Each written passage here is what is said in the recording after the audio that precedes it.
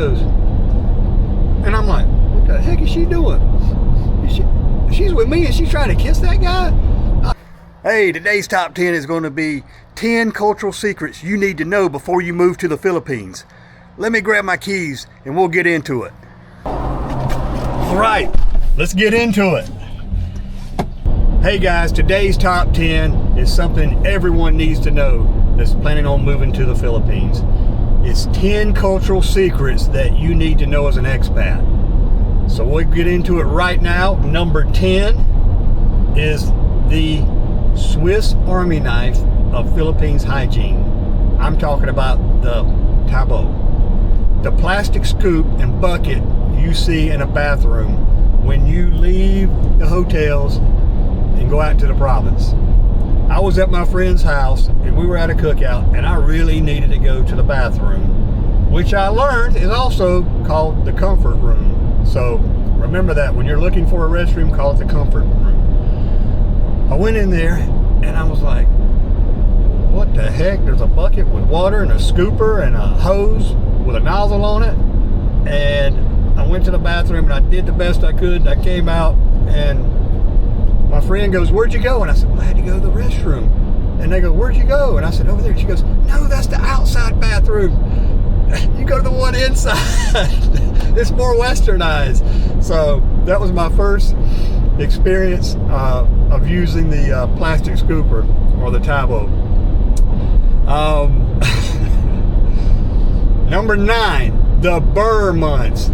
If you've ever spent any significant time in the Philippines, you know all about the burr months. I'm talking September, October, November, December. I was in Palawan, I've heard it said both ways, don't beat me up.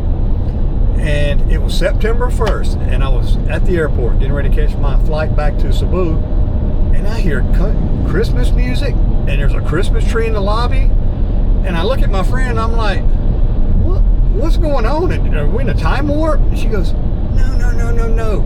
This is the longest celebration of any country in the world. In the Philippines, Christmas starts September 1st. You can hear Mariah Carey, you can hear Frank Sinatra, all these songs playing until the end of December.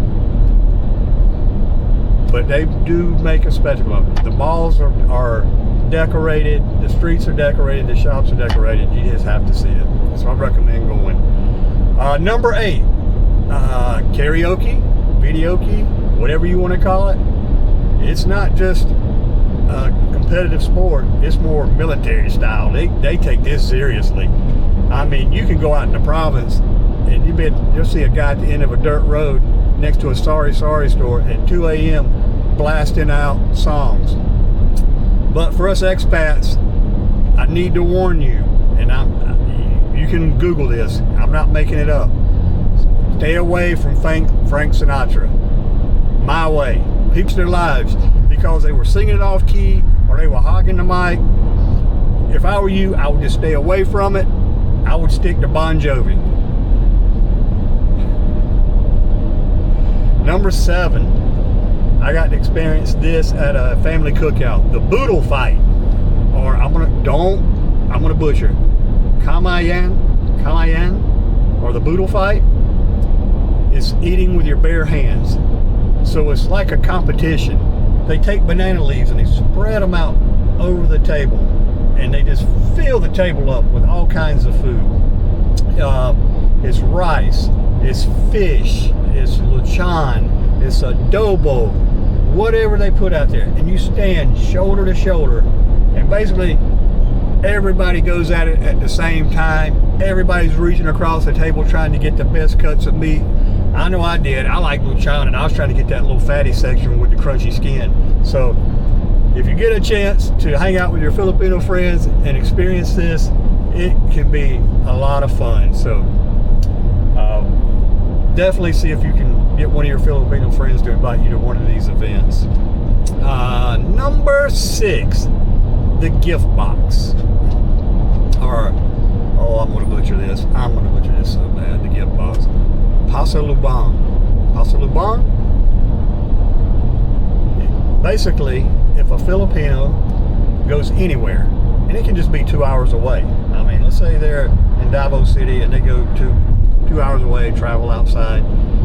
When they come back, they are expected to bring gifts and souvenirs and trinkets for just a 2-hour trip. It's expected. On a grander scale, you will see, I see my Filipino friends here in the U.S., they will ship these huge boxes back, and they're usually at a flat rate.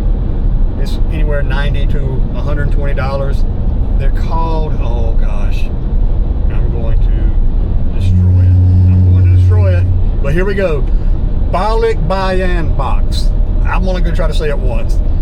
But here they'll fill it up with clothes, gadgets, chocolates, you name it, anything they want. Right now these Trader Joe bags are ridiculous. I don't know if you've seen this trend, but Trader Joe's puts out these bags, and I have been sent to the store by my Filipino friend on countless times to buy these bags up so they can ship them back to the Philippines. Everybody wants these bags in the Philippines. Because if you're enjoying this, please like and subscribe. My channel can only grow if you support me. I'll continue to bring you good content. Some's going to be fun, some's going to be serious, and just join me on this journey. So please like and subscribe below. Now, without further ado, let's get to number 5. Has anybody ever ridden a jeepney? It's intimidating. It is intimidating. It is controlled chaos. I would never get on one by myself because I don't understand what's going on. I'll just take a grab. But they insisted I get on this jeepney, and you get on the back of the jeepney and you're at the very back and the driver's at the front, and you got to get your money to him. So you start passing it up, and the word I think they were saying was bayad po. I don't know, it's something like that. And it meant, here's my payment. So everybody passes your money up, and then if you get change, everybody passes your money back down to you.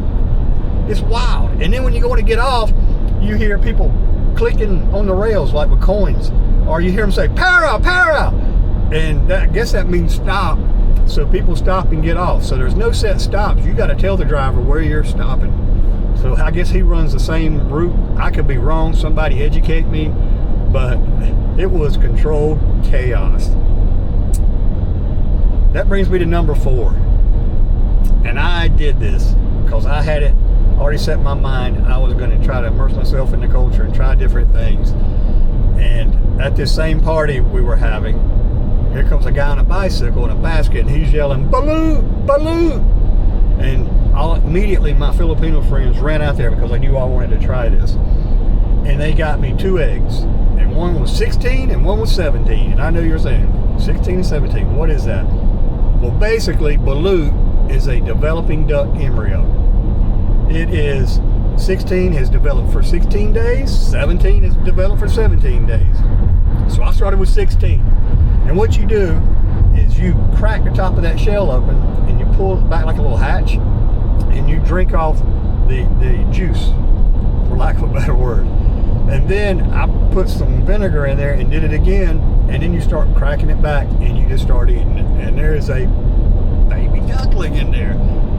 So I'm not gonna lie, I had a few Red Horses and San Miguel's in me. I don't know if I would have done it completely sober, but I went on to 17 and 17.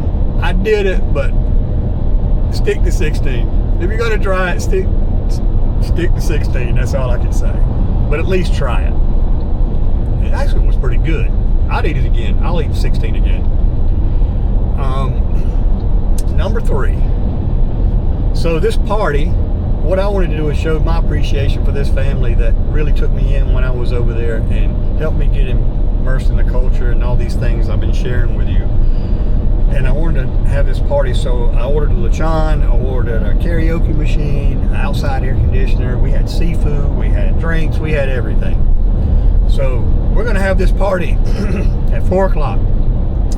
So I show up at 4 o'clock and there's nobody there. There's just a few people setting up. And I look at my friend, I'm like, is nobody gonna come to this party? I bought all this food and we got this karaoke machine. She goes, no, they're coming. She goes, they're on Filipino time. And I'm like, what's Filipino time? I mean, time is time. You know, time is strong. Don't rush it, don't waste it. But she goes, know if you tell a Filipino to be somewhere at 4 o'clock, they're going to show up at 6 o'clock. And she was right. 6 o'clock, here comes all these people. So my advice to you, if you're living in the Philippines and you want to have a get-together or a function or a party, and you want to have it at 1 o'clock, you tell everybody to show up at 11 a.m. and then everybody will be on time. Number 2. So my friend I was with, I needed to go to the restroom, or the comfort room, as they call it. And I was like, where's the bathroom? Where's the restroom? And she goes, and I'm like, what the heck is she doing? She's with me and she's trying to kiss that guy? I was like, oh no. No. She goes, no, I'm pointing to the bathroom. Where to go? You go.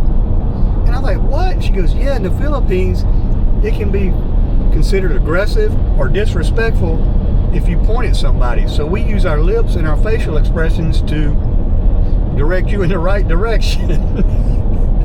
I still laugh at this to this day. It cracks me up.